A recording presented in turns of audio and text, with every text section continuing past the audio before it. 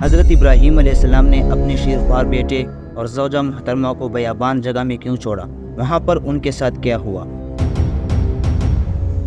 حضرت ابراہیم جنہوں نے اللہ کی رضا کی خاطر اپنے بیٹے کی گردن پر چھری رکھی، اس وقت شیطان کون سی سازشیں چل رہا تھا؟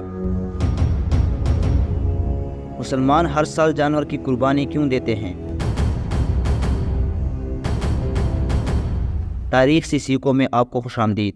حضرت ابراہیم علیہ السلام اللہ کے برگزیدہ نبی گزرے ہیں۔ ان کے والد کا نام طارق تھا، جن کو آزر بھی کہتے ہیں۔ حضرت سارہ علیہ السلام آپ کی پہلی زوجہ مبارک تھی اور حضرت حاجرہ علیہ السلام آپ کی دوسری زوجہ مبارکہ تھی۔ حضرت ابراہیم علیہ السلام کی کوئی اولاد نہیں تھی۔ انہیں اور حضرت سارہ علیہ السلام کو بیٹی کی بہت خواہش تھی، تو انہوں نے اللہ کی بارگاہ میں دعا کی کہ اے اللہ مجھے پاکباز اولاد عطا فرما۔ پروردگار عالم نے دعا قبول کی اور حضرت حاجرہ کے بطن اطہر سے حضرت اسماعیل علیہ السلام کو اللہ تعالیٰ نے ٹھہرا لیا۔ حضرت حاجرہ علیہ السلام ایک دفعہ ایک چشمے یا کنویں کے پاس چلی گئی تھی۔ وہاں پر ان کے پاس ایک فرشتہ آیا۔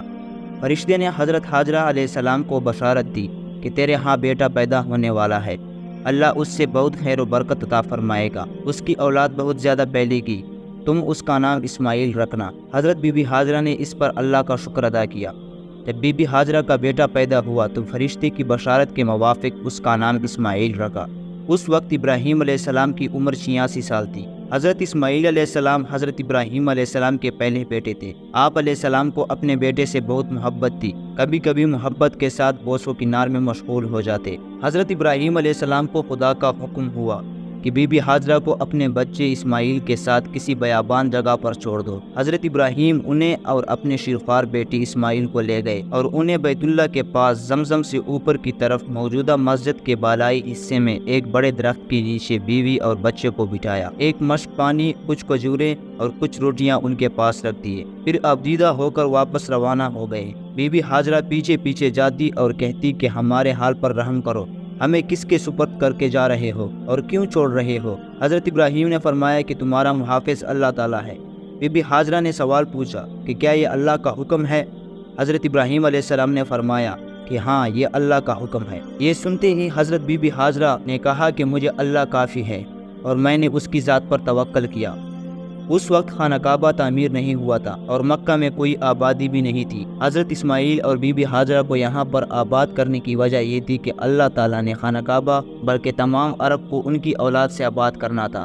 پھر حضرت ابراہیم علیہ السلام نے حسرت سے شام کا راستہ اختیار کر لیا۔ جاتے جاتے جب ایک ایسی گھاٹی پر پہنچے جہاں سے وہ نظر نہیں آ رہے تھے تو اللہ سے دعا کی، اے ہمارے رب، بے شک میں نے اپنی بعض ذریت کو جہاں کی تھی نہیں ہے آباد کیا تیرے عزت والے گھر کے پاس، اے ہمارے رب، اس لیے کہ تیری عبادت کریں، بس لوگوں کے دل ان کی طرف مائل کر اور ان کو ہر طرح کے سامان خود نوش پہنچا تاکہ یہ تیرا شکر ادا کر سکیں۔ حضرت حاجرہ علیہ السلام آسمان کی طرف دیکھ کر کہتی تھی کہ الہی، اگر تیرے حکم سے میں اس بیابان میں ڈالی گئی ہوں تو مجھ ضعیفہ اور بے کس کا والی ہے۔ بی بی حاجرہ حضرت اسماعیل علیہ السلام کو دودھ پلاتی تھی اور خود اس پانی میں سے پی لیتی تھی۔ جب تک مشکیزے میں پانی اور کھجوریں وغیرہ تھیں تو وقت گزر رہا تھا۔ جب مشک میں پانی اور کھجوریں ختم ہوئی تو انہیں پیاس لگی اور چھاتیوں میں دودھ ختم ہونے سے ان کے بیٹے کو بھی پیاس لگی۔ وہ دیکھ رہی تھی کہ پیاس کی وجہ سے بچہ بے چین ہے۔ وہ بچے کو تڑپتا ہوا نہ دیکھ سکی اور اٹھ کر چل دی۔ انہیں اپنے قریب کی زمین میں سے صفا پہاڑ سب سے قریب معلوم ہوا۔ وہ اس پر چڑھ گئی، پھر وادی کی طرف منہ کر کے دیکھا کہ کوئی انسان نظر آتا ہے یا کہیں پر پانی موجود ہے۔ جب کوئی مدد نہ مل سکی تو وہ صفا سے اتری۔ جب وادی کے نشیب میں پہنچی تو قمیص کا دامن اٹھا کر اس طرح بھاگی جس طرح کوئی پریشان اور مصیبت زدہ انسان دوڑتا ہے، حتیٰ کہ وادی کو پار کر لیا۔ وہ مروہ تک پہنچی تو اس پر چڑھ گئی اور دیکھا کہ کیا کوئی نظر آتا ہے، پھر کوئی نظر نہ آیا۔ انہوں نے 7 مرتبہ اسی طرح ایک پہاڑی سے دوسری پہاڑی تک چکر لگائے۔ اسی دوران وہ بطن وادی میں اپنے بیٹے کو دیکھنے بھی جاتی، کیونکہ انہیں ڈر تھا کہ کوئی درندہ اسے اٹھا نہ لے جائے۔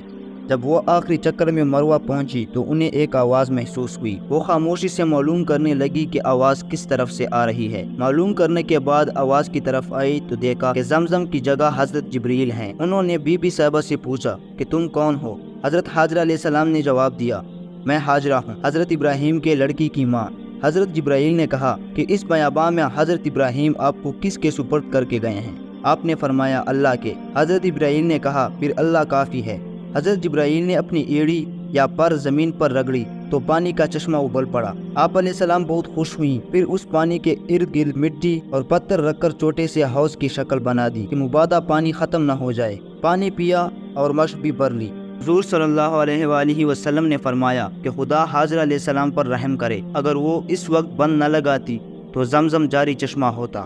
فرشتے نے ان سے کہا، آپ ہلاکت کا اندیشہ نہ کریں، یہاں اللہ کا گھر ہے جس کی تعمیر یہ بچہ اور اس کا والد دونوں مل کر کریں گے۔ اللہ تعالیٰ اپنے لوگوں کو ضائع نہیں ہونے دیتا۔ اس وقت بیت اللہ کی زمین ایک بلند ٹیلی کی صورت میں تھی۔ سیلاب کا پانی آتا تو دائیں بائیں سے گزر جاتا۔ اسی طرح وقت گزرتا رہا حتیٰ کہ وہاں سے بنو جرہم کا ایک قافلہ یا ایک خاندان گزرا۔ وہ قدا کی طرف سے آئے اور مکہ کے نشیبی حصے میں ٹھہرے۔ انہیں ایک پرندہ منڈلاتا ہوا نظر آیا تو بولے، یہ پرندہ تو پانی پر منڈلایا کرتا ہے، ہم تو جب اس وادی سے گزرتے ہیں تو یہاں پانی نہیں ہوتا۔ انہوں نے 2 آدمی حقیقت حال معلوم کرنے کے لیے بھیجے تو انہیں پانی نظر آیا۔ انہوں نے جا کر پانی کی موجودگی کی اطلاع دی۔ وہ سب لوگ آ گئے۔ چشمہ زمزم کے پاس حضرت اسماعیل علیہ السلام کی والدہ موجود تھی۔ ان لوگوں نے کہا، کیا آپ ہمیں اجازت دیتی ہیں کہ ہم یہاں خیمہ زن ہو جائیں؟ انہوں نے فرمایا، جی ہاں اجازت ہے، لیکن اس چشمے کی ملکیت پر تمہارا کوئی حق نہیں۔ انہوں نے کہا، ٹھیک ہے۔ ان لوگوں نے اپنے اپنے گھر والوں کو بھی وہاں بلا لیا، حتیٰ کہ وہاں کئی گھر بس گئے۔ حضرت ابراہیم علیہ السلام خدا کے حکم سے آتے جاتے رہتے تھے۔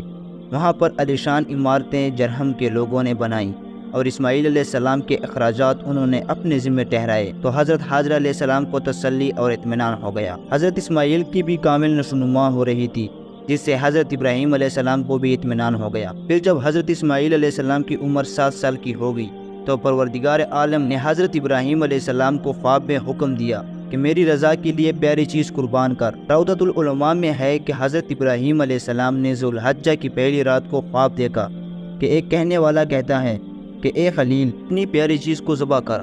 جب بیدار ہوئے تو چند بکریاں ذبح کی۔ پھر دوسری رات بھی ویسے ہی خواب دیکھا، صبح چند گائے ذبح کی۔ تیسری رات بھی ویسا ہی حکم ہوا، پھر صبح چند اونٹ ذبح کیے۔ ہر رات یہی خواب دیکھتے اور قربانیاں بڑھاتے گئے۔ پھر 8ویں رات کو حکم ہوا کہ آزمائش ایزدی سے اپنے بیٹے کو ذبح کرنا ہے۔ 9ویں رات کو بھی یہی حکم ہوا۔ پھر 10ویں رات یہی حالت دیکھی کہ شعائر اسلام کی خاطر ذبح کر۔